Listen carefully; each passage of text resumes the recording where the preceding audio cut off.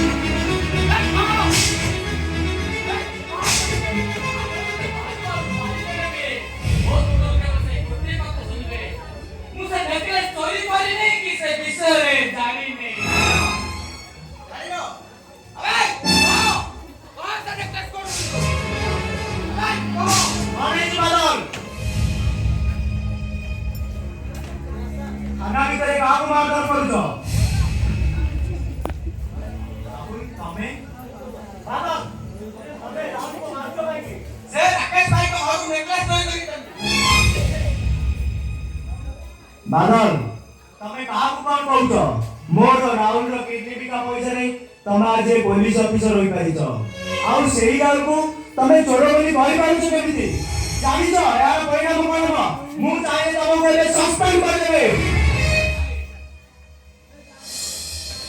ଆପଣଙ୍କ ହାତ ଯୋଡ଼ି ଅନୁରୋଧ କରି ସାର୍ ପିଲା ଲୋକ ସେ ସୁଚିବା ବୟସ ତାର ହେଇନି ତ ଆପଣ ଯଦି ତାକୁ ସସ୍ପେଣ୍ଡ କରିଦେବେ ମୋ ତ୍ୟାଗର ମୂଲ୍ୟ ରହିବନି ସାର୍ ପୁତ୍ର ଭାଇ ଗୋପବନ୍ଧୁ କରା କହିଥିଲେ ବିଶ୍ୱର ବେଳ ଏକଶ ମାଟିରେ ଦେଶବାସୀ ଚାଲି ଯାଆନ୍ତୁ ବିଟିରେ राहुल ଜାଣିଛନ୍ତି ସାର୍ ରାହୁଲ ଶବ୍ଦର ଅର୍ଥ ହେଉଛି ରାସ୍ତା କଳର ନିଆହୁରା ସେ କେତେବେଳେ କାହାକୁ ଇନ୍ଧନ ଯୋଗାଇବ ତ କେତେବେଳେ କାହାର ଜୀବନ ବି ନେଇଯିବ ତେଣୁ ଆପଣଙ୍କୁ ମୋର ଗୋଟେ ଅନୁରୋଧ ସାର୍ ଆପଣ ବାଦଲକୁ ସସ୍ପେଣ୍ଡ କରନ୍ତୁନି सुनि पारुछ बादल राहुल को कथा किछि बुझी पारुछ ସାର୍ ରାକେଶ ଭାଇ ଦେଇଥିଲା ତାର କଣ ମିଛ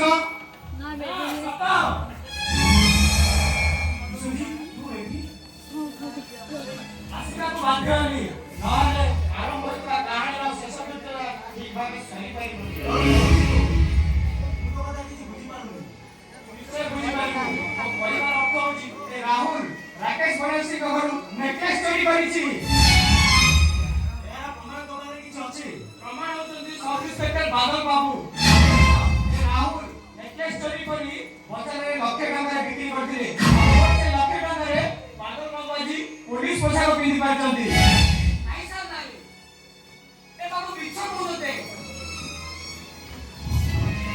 ବାବୁ ମିଛ କହୁଛନ୍ତି ସାର୍ ଏ ବାବୁ ମିଛ କହୁଛନ୍ତି ଆପଣ ତ ଜାଣିଛନ୍ତି ସେ ଲକ୍ଷେ ଟଙ୍କା ମୁଁ କେମିତି ଆଣିଲେ ଏସବୁ ହେଲା ପରେ ସେ ବାବୁ ଏତେ କଥା କହୁଛନ୍ତି କେମିତି ମୋର କଥାଟା ଏଯାଏ ସରିନି ମୋ କହିବାର କଥା ହେଲା ନେକଲେସ ଚୋରି କରି ବଜାରରେ ବିକ୍ରି କରିଥିବା ଲୋକର ହେଉଛି ପ୍ରଥମ ଭୁଲ ଚୋରି ହୋଇଥିବା ନେକଲେସରେ ଚାକିରି କରିଥିବା ଲୋକର ହେଉଛି ଦ୍ୱିତୀୟ ଭୁଲ ତେଣୁକରି ମୋ ମତରେ ରାହୁଲକୁ ଆରେଷ୍ଟ କରି ସବ୍ ଇନ୍ସପେକ୍ଟର ବାଦଲକୁ ଚାକିରିରୁ ସସ୍ପେଣ୍ଡ କରନ୍ତୁ ମିଛ କଥା ମୁଁ ଚୋରି ପଇସାରେ ଚାକିରି କରିନି ରାହୁଲ ଭାଇ ନିଜେ ତାଙ୍କ ଦେହରୁ ଗୋଟେ କିଡନୀ ବିକ୍ରି କରି ମୋତେ ଲକ୍ଷେ ଟଙ୍କା ଦେଇଛନ୍ତି ଚାକିରି କରିବା ପାଇଁ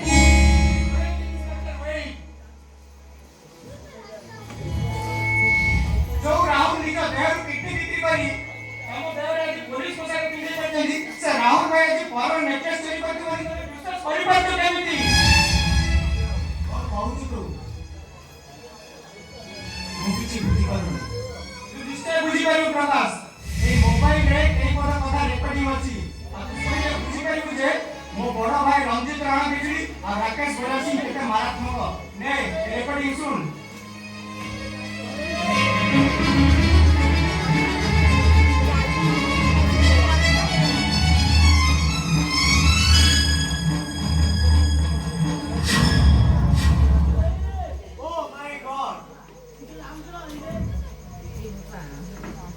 ରଞ୍ଜିତ ରଣବିଜୁଳି ଏତେ ମାରାତ୍ମକ?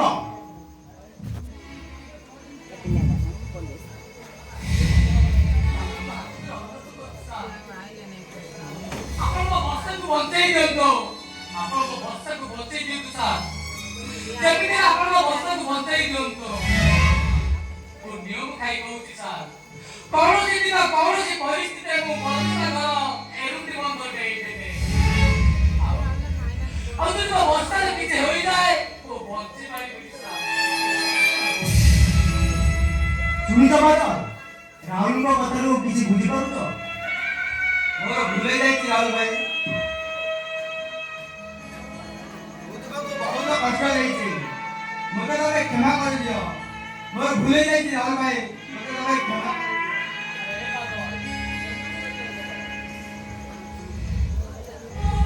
ଆରେ ଏ କ୍ଷମା ମାଗିବା ସମୟ ନୁହେଁ। ସେ ରାକେଶ ଯଦି ମୋ ବର୍ଷାର କିଛି କ୍ଷତି କରିଥାଏ